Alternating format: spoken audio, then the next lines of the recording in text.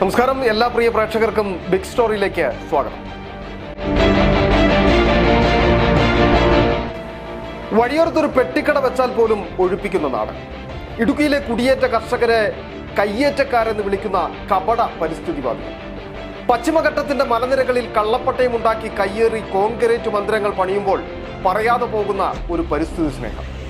ആകെയുള്ള 5 സെന്റ് CHRൽ ഉൾപ്പെട്ടതിനാൽ അർഹതയുണ്ടായിരുന്നിട്ടും സംസ്ഥാന സർക്കാരിന്റെ ലൈഫ് ഭവന പദ്ധതിയിലുള്ള വീട് പോലും സാധാരണക്കാർക്ക് നിഷേധിക്കപ്പെടുന്നു. അവിടെയാണ് വൻകിട നിർമ്മാണങ്ങൾ സർക്കാർ ഭൂമി കയ്യേറി നടത്തുന്നത്. കയ്യേറ്റം ഒഴിപ്പിക്കലിന്റെ പേരിൽ കുടിയേറ്റ കാലം മുതൽ കൈവശം വെച്ചിരുന്ന കൃഷിഭൂമിയിൽ സർക്കാർ വക ഭൂമി എന്ന് ബോർഡ് സ്ഥാപിച്ച് ഏറ്റെടുത്ത കൃത്യനിർവഹണത്തിൽ കൃത്യത കാണിക്കുന്ന ഉദ്യോഗസ്ഥർ. കോടതി ഉത്തരവ് പോലും മറികടന്ന് സർക്കാർ ഭൂമിയിൽ നടത്തുന്ന നിർമ്മാണങ്ങൾ ഇവർ കണ്ടില്ലെന്ന് നടിക്കുകയാണ്. അതിന്റെ ഏറ്റവും ഒടുവിലത്തെ ഒരു ഉദാഹരണം മാത്രമാണ് മാൻകുത്തിമേട്ടിലെ കാരവാൻ പാർക്ക്. 3 തവണയാണ് സർക്കാരിന് ഈ ഭൂമി ഏറ്റെടുക്കേണ്ടി വന്നത്. ആ വിഷയമാണ് ബിഗ് സ്റ്റോറി ഇന്ന് വിശദമായി ചർച്ച ചെയ്യുന്നത്.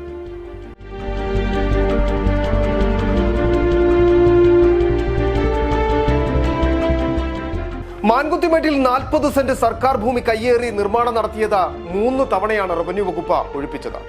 ഈ 3 തവണയും നടപടി സ്വീകരിക്കുന്നത് മാധ്യമ വാർത്തകൾക്ക് പിന്നാലെ. എല്ലാ നിയമങ്ങളും കാറ്റിൽ പറത്തി ഒരനുമതിയുമില്ലാതെ നടത്തുന്ന നിർമ്മാണം അധികൃതർ കാണാത്തത് എന്താണ്? ഇവിടെ ഉയരുന്ന ചോദ്യം ഇതാണ്: പണമുള്ളവന് ലംഘിക്കാൻ വേണ്ടിയുള്ളതാണോ നിയമം? സർക്കാർ പ്രഖ്യാപിക്കുന്ന പദ്ധതികൾ മറയാക്കി പശ്ചിമഘട്ട മലനിരകളിലെ സർക്കാർ ഭൂമി കയ്യേറി ടൂറിസം വികസനം എന്ന പേരിൽ നടത്തുന്ന പച്ചയായ നിയമലംഘനത്തിന്റെ ഒരു നേർക്കാഴ്ച മാത്രമാണ് മാൻകുത്തിമേട്ടിലെ കാരവാൻ പാർക്ക്.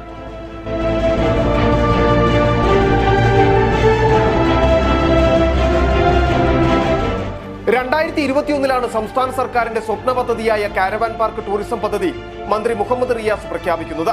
ഇതിനുശേഷമാണ് ചതുരംഗപ്പാറ വില്ലേജിൽ ഉൾപ്പെട്ട ഉടുമ്പൻചോല മാൻകുത്തിമേട്ടിലെ സർവേ നമ്പർ 69/1-2 ഉൾപ്പെട്ട 1.2445 ഹെക്ടർ സ്ഥലം വിലയ്ക്ക് വാങ്ങി കാരവാൻ പാർക്ക് നിർമ്മാണം ആരംഭിക്കുന്നത്. ഇതിനായി റവന്യൂ വകുപ്പിൽ നിന്നും ഒരനുമതിയും വാങ്ങിയിട്ടില്ല. മാത്രവുമല്ല, ഈ സ്ഥലത്തോട് ചേർന്ന് കിടക്കുന്ന സർവേ നമ്പർ 39/23-ൽപ്പെട്ട 40 സെന്റ് സർക്കാർ ഭൂമി കയ്യേറി ഇതിൽ കാരവാനുകൾ സ്ഥാപിക്കുകയും ചെയ്തു. പരാതികൾ ഉയർന്നതോടെ ഇത് റവന്യൂ വകുപ്പ് പരിശോധിക്കുകയും കയ്യേറ്റമാണെന്ന് കണ്ടെത്തുകയും ചെയ്തു.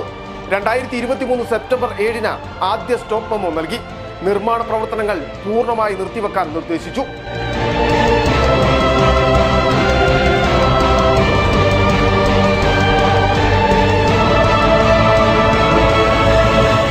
എന്നാൽ റവന്യൂ വകുപ്പിന്റെ സ്റ്റോപ്പ് മെമ്മോ എന്നും കാരവാൻ പാർക്ക് ഉടമ ബിപിൻ വിജയകുമാർ വകവെച്ചില്ല. നിർമ്മാണം നിർബാധം തുടർന്നു. ഇത് കണ്ടെത്തിയോടെ 2023 ഡിസംബർ 15-ന് ഉടമയ്ക്കെതിരെ കേസെടുക്കുവാൻ ഉടുമ്പൻചോല തഹസിൽദാർ ഉടുമ്പൻചോല പോലീസിന് നിർദ്ദേശം നൽകി.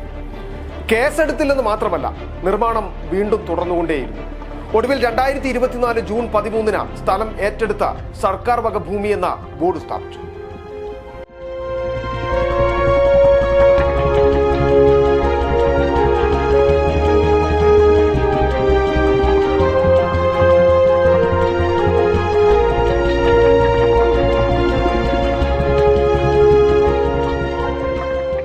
സർക്കാർ ഏറ്റെടുത്ത ഭൂമി തനിക്ക് ലീസിന് നൽകണമെന്ന് ആവശ്യപ്പെട്ട് ബിപിൻ വിജയകുമാർ ഡെപ്യൂട്ടി കളക്ടർക്ക് അപേക്ഷ നൽകി. ഇതോടൊപ്പം ഇയാൾ കോടതിയെയും സമീപിച്ചു. എന്നാൽ നിർമ്മാണ പ്രവർത്തനങ്ങൾ പൂർണ്ണമായി നിർത്തിവെക്കണമെന്നും നിർമ്മാണ പ്രവർത്തനങ്ങൾ തുടർന്നാൽ കോടതി അലക്ഷ്യ നടപടി നേരിടേണ്ടി വരുമെന്നും ഹൈക്കോടതി ഉത്തരവിട്ടു. എന്നാൽ കോടതി ഉത്തരവിന് പോലും വില കൽപ്പിക്കാതെ നിർമ്മാണ പ്രവർത്തനങ്ങൾ തുടർന്നു. ഇതും മാധ്യമ വാർത്തയായതോടെ റവന്യൂ ഉദ്യോഗസ്ഥർ നേരിട്ടെത്തി. ഗേറ്റ് പൂട്ടി മുന്നിൽ ബോർഡ് സ്ഥാപിച്ചു. റവന്യൂ ഭൂമിയിൽ സ്ഥാപിച്ചിരുന്ന കാരവാനുകളടക്കം സീൽ ചെയ്തു മടങ്ങി. അനുവാദമില്ലാതെ ഭൂമിയിൽ പ്രവേശിച്ചാൽ പോലും കേസെടുക്കാമെന്നിരിക്കെ കോടതിയുടെ ഉത്തരവ് മറികടന്ന ഉടമ സീൽ ചെയ്ത കാരവാനുകൾ തുറന്ന് വീണ്ടും പ്രവർത്തിപ്പിച്ചു. ഇത് കണ്ടെത്തിയതോടെ വില്ലേജ് ഓഫീസർ തഹസിൽദാർക്ക് റിപ്പോർട്ട് നൽകി. എന്നാൽ നടപടി സ്വീകരിക്കുവാൻ തഹസിൽദാർ തയ്യാറായില്ല. വീണ്ടും സിറ്റി വിഷൻ ഇത് വാർത്തയാക്കിയതോടെ വിഷയത്തിൽ മന്ത്രി കെ രാജൻ ഇടപെട്ടു. തുടർന്ന് ജില്ലാ കളക്ടറുടെ നിർദ്ദേശപ്രകാരം തുറന്ന കാരവാനുകൾ വീണ്ടും സീൽ ചെയ്ത് ബോർഡ് സ്ഥാപിച്ചു. ഏറ്റവും ഒടുവിൽ കഴിഞ്ഞ ദിവസം ജില്ലാ കളക്ടർ തന്റെ നിർദ്ദേശപ്രകാരം ഉടമയ്ക്കെതിരെ ഉടുമ്പൻചോല പോലീസ് ക്രിമിനൽ കേസെടുക്കുകയും ചെയ്തു.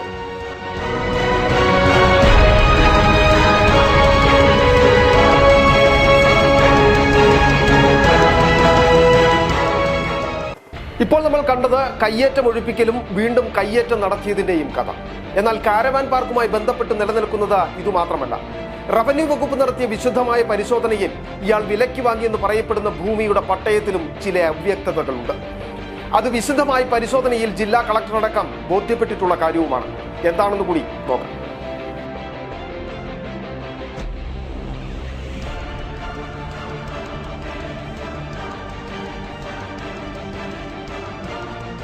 ബിപിൻ വിജയകുമാറിന്റെ പട്ടയ നമ്പർ 15/70 നിലവിലെ സർവേ നമ്പർ 69/12 എന്നതാണ്. എന്നാൽ റവന്യൂ വകുപ്പ് നടത്തിയ പരിശോധനയിൽ ബിപിൻ വിജയകുമാർ വാങ്ങുമ്പോൾ മുതലാണ് സർവേ നമ്പർ 69/12 സ്ഥലം 60/1 ഉൾപ്പെട്ടതാണെന്നും കണ്ടെത്തി. ഇത് റവന്യൂ രേഖകളിൽ നടത്തിയിരിക്കുന്ന തിരുത്താണെന്നും ഉദ്യോഗസ്ഥർക്ക് പങ്കുണ്ടെന്നും ഇതോടെ വ്യക്തമാവുകയാണ്. നടപടിക്രമങ്ങൾ പാലിക്കാതെ തിരുത്തൽ വരുത്തിയെന്നാണ് കണ്ടെത്തൽ. അവിടെ മുതൽ ഉദ്യോഗസ്ഥ ഒത്താശയുണ്ടെന്ന് വ്യക്തമാകുന്നു.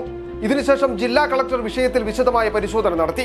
ആ പരിശോധനയിൽ വ്യക്തമായത് ഞെട്ടിക്കുന്ന മറ്റൊരു വിവരം. 60/1, 69/12 എന്നീ 2 സർവേ നമ്പറുകളും വ്യാജമാണ്. ഇങ്ങനെ സർവേ നമ്പറുകളേ ഇല്ല. യഥാർത്ഥ സർവേ നമ്പർ 1/18, 39/23 എന്നിവയാണ്. ഈ 2 സർവേ നമ്പറുകളും പാപ്പൻ താവളത്തിൽ CHRന്റെ അതിർത്തിയിൽ വരുന്നതുമാണ്. അതുകൊണ്ട് തന്നെ CHRന് ബാധകമായ നിയന്ത്രണങ്ങൾ ഇവിടെയും ബാധകമാകുമെന്നതാണ് റവന്യൂ വകുപ്പ് കണ്ടെത്തിയത്.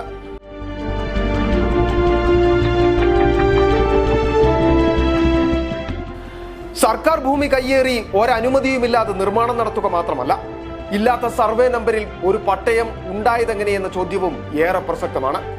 CHRന്റെ പേരിൽ സർക്കാർ ഭവന പദ്ധതിയുടെ പട്ടികയിൽ നിന്ന് പോലും പാവപ്പെട്ടവൻ പുറത്താകുമ്പോൾ അതേ നിയന്ത്രണമുള്ള ഭൂമിയിൽ ഒരനുമതിയുമില്ലാതെ കയ്യേറ്റവും നിർമ്മാണവും തുടരുന്നു.